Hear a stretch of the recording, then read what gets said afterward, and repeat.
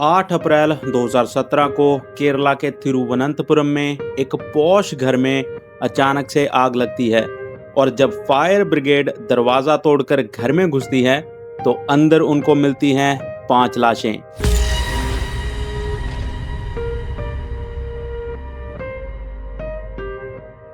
एक पूरा परिवार जो टुकड़ों में कटा और जला हुआ था। ये कोई हादसा नहीं था, बल्कि एक सोचा समझा मर्डर था। एक मानसिक तौर पे बीमार यानी कि एक साइको किलर जिसके इस मर्डर मोटिव ने केरला तो छोड़ो पूरे इंडिया को हिलाकर रख दिया था। आखिर क्यों इस ओपन एंड शट केस के ट्रायल शुरू होने में ही 8 साल लग गए। Welcome to the Dark Files और आप देख रहे हैं हमारा आज का episode Kerala's psycho killer AKA शैतान। तो दोस्तों, जैसा आपने इंट्रो में सुना कि आज की कहानी एक साइको इंसान के किए हुए क्राइम की तो है ही, लेकिन साथ ही ये कहानी से आपको पता चलेगा कि आपकी मेंटल हेल्थ यानी मानसिक सेहत और सही पेरेंटिंग कितनी ज्यादा इंपॉर्टेंट है। तो इस वीडियो को एंड तक देखना।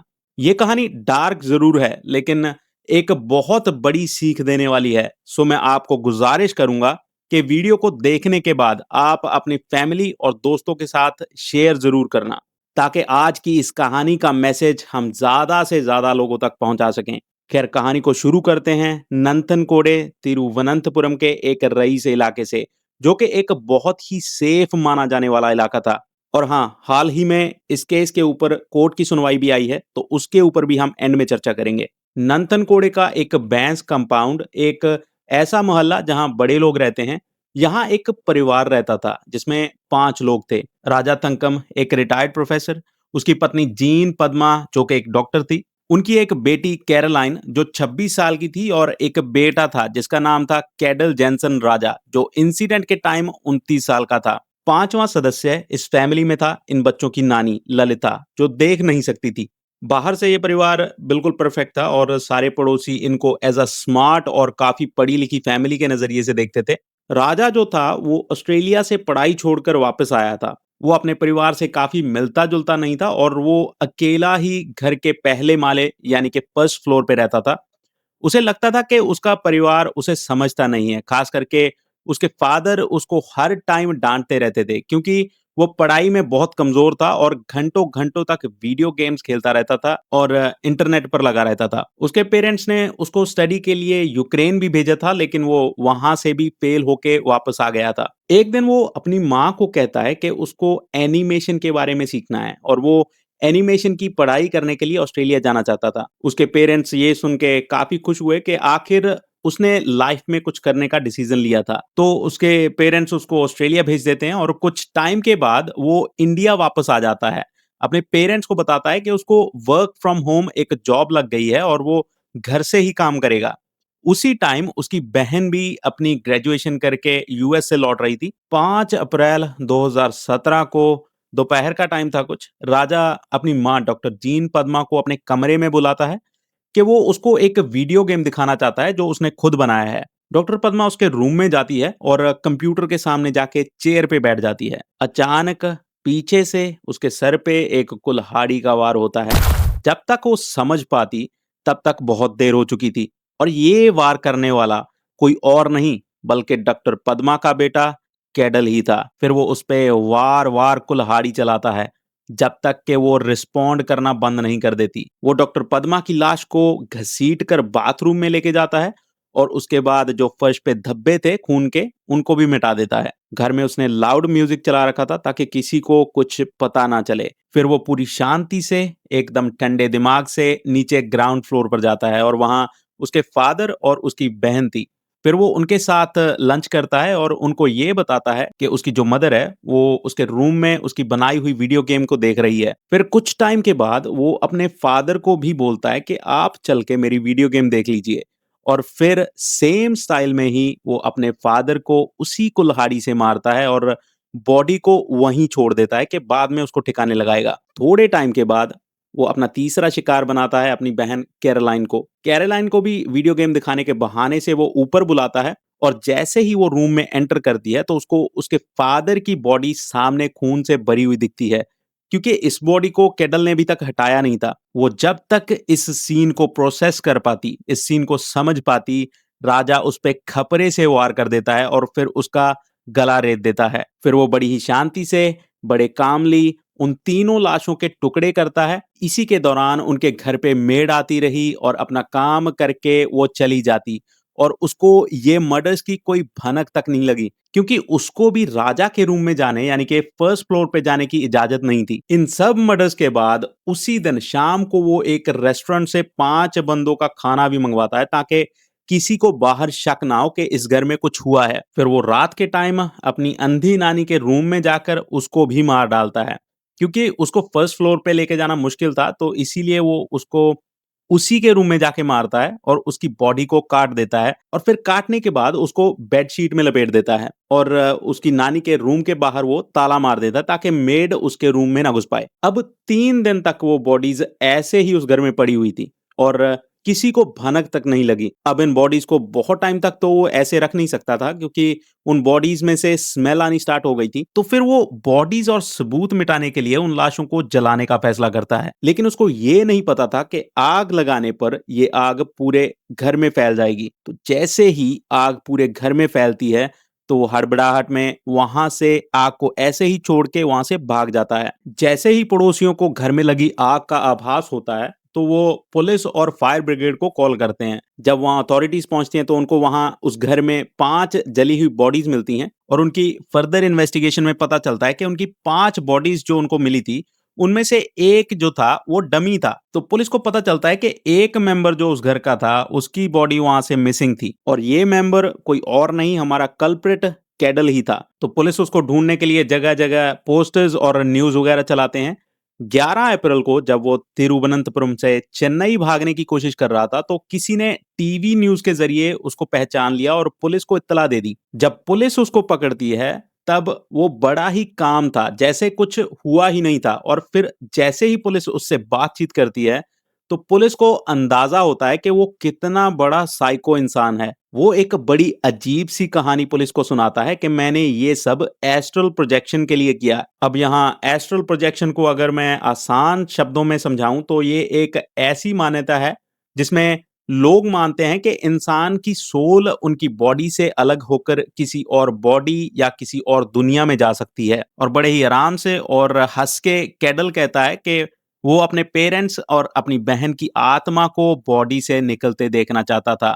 उसने ये भी बताया था कि वो शैतानी पूजा और ब्लैक मैजिक में यकीन करता था। वो जो डमी पुलिस को उनके घर से मिली थी, वो उस डमी के ऊपर इस तरह के रिचुअल्स की प्रैक्टिस करता था, जैसे कि वो आत्मा को बाहर निकालने की कोशिश कर रहा हो। इस केस की इन्वेस्टिगेशन में पुलिस को कई सबूत मिले। उसके कपड़ों पर भी खून के दाग थे और पेट्रोल की महक भी थी। वो कुल्हाड़ी जो उसने ऑनलाइन खरीदी थी, उसको भी पुलिस ने बरामद कर लिया था। लेकिन सबसे बड़ा सबूत था उसका लैपटॉप। उसके लैपटॉप की सर्च हिस्ट्री से भी ये खुलासा हुआ था कि उसने डार्क वेब पर एस्ट्रल प्रोजेक्शन और मर्डर करने के तरीकों के बारे में खूब रिसर्च की थी, जैसे कुल्हाड़ी से किसी को कैसे मारना है और गला कैसे रेतना है। अब एक और थ्योरी थी कि वो अपने परिवार से, खासकर अपने पिता से बहुत नाराज था। उसके फादर एक रिटायर्ड प्रोफेसर थे, और कैडल को लगता था कि उसका परिवार उसे हमेशा कमजोर समझता था, क्योंकि वो पढ़ाई में बहुत ही नालायक टाइप का था। वो बचपन से ही अपने कमरे को बंद करके रखता था और वीडियो गेम्स खेलता था, और उसके पेरेंट्स ने कभी ये जानने की कोशिश तक नहीं की थी कि आखिर सारा दिन वो बंद कमरे में कंप्यूटर पे क्या करता रहता था। इसीलिए वो इंटरनेट पे बेझिझक सर्फिंग करता, और आखिर वो बचपन से ही डार्क वेब जैसी वेबसाइट्स के टच में आ चुका था, जो कैडल को यहां तक ले आई। और इस टाइम उसकी उम्र करीब 14 साल की थी। यहाँ पे गलती थी उसके पेरेंट्स की, जिन्होंने कैडल पे कभी ध्यान नहीं दिया और कभी जानने की कोशिश नहीं की कि आखिर उनका बेटा इंटरनेट पे कुछ गलत चीजें तो नहीं कर रहा। वो इतना बड़ा साइको बन चुका था कि जब वो ऑस्ट्रेलिया में एनिमेशन की पढ़ाई करने के लिए बोल के गया था, तो वो एक्चुअल में एनिमेशन की पढ़ाई नहीं बल्कि एस्ट्रल प्रोजेक्शन की प्रैक्टिस करने के लिए गया था, ताकि उसको कोई रोक टोक ना सके। तो उसकी मेंटल कंडीशन को गंभीरता से लेते हुए तिरुवनंतपुरम जुडिशियल कोर्ट ने उसे ट्रायल के लिए अनफिट बताया। कोर्ट ने आदेश दिया कि उसको गवर्नमेंट मेंटल हेल्थ सेंटर ओलमपारा में भेजा जाए ताकि उसकी मानसिक स्थिति की जांच हो सके। ओलमपारा में 3 साइकियाट्रिस्ट की एक मेडिकल बोर्ड ने उसका ऑब्जर्वेशन शुरू किया। 20 दिनों तक यानी अप्रैल के आखिरी हफ्ते तक उन्होंने उसकी हर हरकत, बातचीत और व्यवहार को बारीकी से देखा। एक साइकियाट्रिस्ट ने कहा था कि कैडल में उन्होंने साइकोसिस के लक्षण देखे थे जो शायद स्काइज़ोफ्रेनिया की वजह से थे। उन्होंने ऑब्जर्व किया कि शायद बचपन से ही उसकी मेंटल कंडीशन ठीक नहीं थी, लेकिन उसके परिवार ने इसे कभी गंभीरता से नहीं लिया। डॉक्टर्स ने कोर्ट को एक सील्ड रिपोर्ट दी जिनमें कहा गया कि उसे लंबे समय तक साइकियाट्रिक ट्रीटमेंट की जरूरत है। इस रिपोर्ट के आधार पर कोर्ट ने उसकी ऑब्जर्वेशन को और 10 दिन बढ़ाने का आदेश दिया, यानी मई 2017 तक। मई 2017 में जब डॉक्टर्स ने ये पक्का किया कि वो कुछ हद तक स्टेबल है, तो उसे पूजापुरा सेंट्रल जेल तिरुवनंतपुरम में भेज दिया गया। लेकिन जेल में उसका व्यवहार फिर से खतरनाक हो गया। 24 अप्रैल 2017 की रात को कैडल अपने डॉर्मिटरी में एक फेलो इनमेट पर हिंसक हमला कर देता है। पुलिस और जेल ऑफिशियल्स के मुताबिक उसने इतना डरावना व्यवहार दिखाया था कि बाकी प्रिजनर्स भी उसको देखकर डर गए थे। अगले दिन 25 अप्रैल को उसे फिर से उलमपारा मेंटल हेल्थ सेंटर भेज दिया गया ताकि उसकी मेंटल कंडीशन की और जांच हो सके। इसी दौरान आईपीएस ऑफिसर श्रीलेखा, जो उस टाइम केरला की प्रिजन डीजीपी थी, वो कैडल को मिलने जाती है।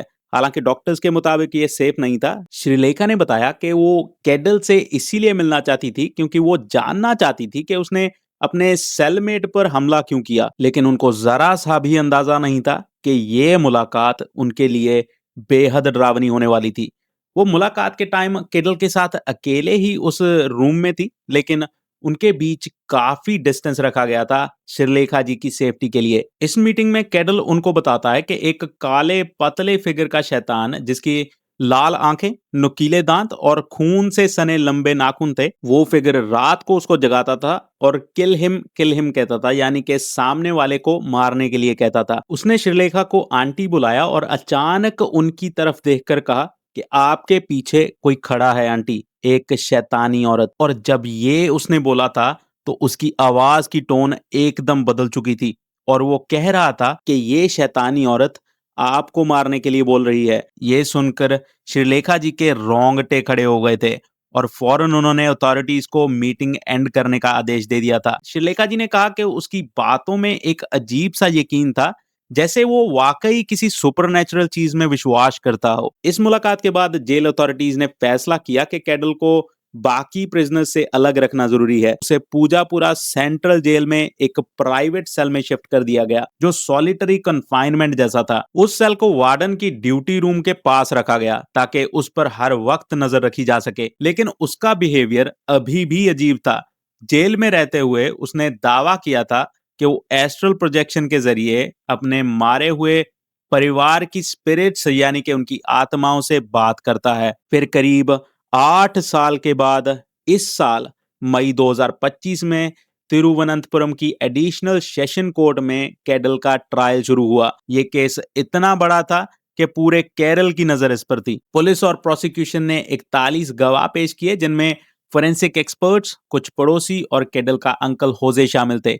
इसके अलावा 104 डॉक्यूमेंट्स कोर्ट में पेश किए गए, जैसे फोरेंसिक रिपोर्ट्स, खून के धब्बे वाले कपड़े और पेट्रोल के केमिकल एनालिसिस, कैडल के लैपटॉप की सर्च हिस्ट्री के लॉग्स और 57 मटेरियल ऑब्जेक्ट्स को कोर्ट में रखा गया, जिसमें मर्डर वेपन के साथ साथ कैडल का लैपटॉप भी शामिल था। प्रोसिक्यूशन ने कोर्ट में कहा कि ये रेयरेस्ट ऑफ रेयर केस है, तो उन्होंने इंडियन पीनल कोड की सेक्शन 302 यानी मर्डर, सेक्शन 436 और सेक्शन 201 सबूत मिटाने के जुर्म के तहत डेथ पेनल्टी की मांग की।